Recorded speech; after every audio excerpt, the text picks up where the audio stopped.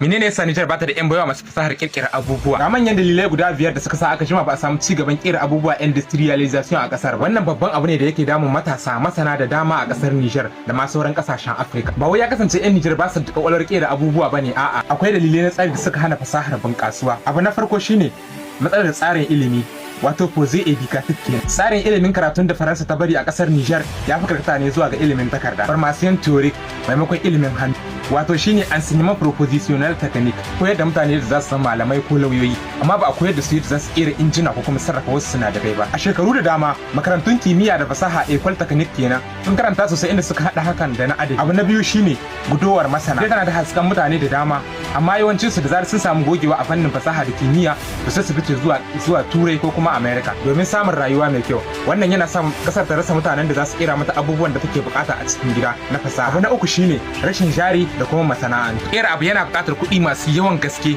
da kuma masana'antu. Matsalar wutar lantarki, inci ba zai taba aiki ba tare da wutar lantarki ba. Nijar ta daɗe tana fama da matsalar wutar lantarki, wanda hakan ke sa kera abu yana da matukar tsada sosai. Rashin tallafi, bankuna ba su cika bawa matasa masu kirkira rance ba saboda gudun asara. Abu na hudu shine shigo da kaya daga waje, importation. Nijar ta kasance kasuwar sai da kayan waje maimakon kera nata. Yana da sauki shigo da kaya daga China ko Faransa fiye da kera shi a cikin gida. Wannan yana kashe gwiwar masu kirkira a cikin gida domin ba za su iya gogayya da farashin kayan waje ba. Abu na biyar shine rashin dogaro da kai a tunanin la dépendance mentale. A shekaru da dama na mulkin mallaka sun sanya mutane jin cewa duk wani abu da aka kera a turai to shine mai kyau, inda ake kallon wanda aka kera a gida a matsayin mara inganci. Ga labarin da kowa yake son ji. A halin yanzu abubuwa suna canzawa, masana'antun man fetur da uranium. Nijar tana kokarin ta ga ta daina tura danyen man fetur kawai, tana so ta fara sarrafa shi a gida. Kirkirar matasa, akwai matasa a Niamey da kuma Zandar wanda suka kera jirage mara matuka, wato drone kenan a turance idan na gayi daidai. Injinan ban ruwa masu amfani da hasken rana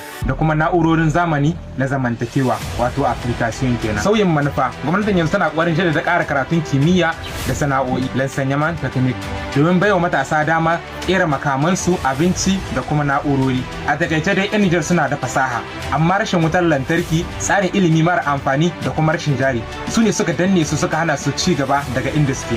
Ina mai tabbatar ku da a ce za a inganta wa'annan abubuwan ko da za a samu sauyi gagarumi mara misaltuwa a kasar Nijar. Shin ko kuna buƙatar in kawo muku labarin waɗanda suka fara kera abubuwan fasaha a halin yanzu a kasar Nijar? Ku magana da ra'ayoyi.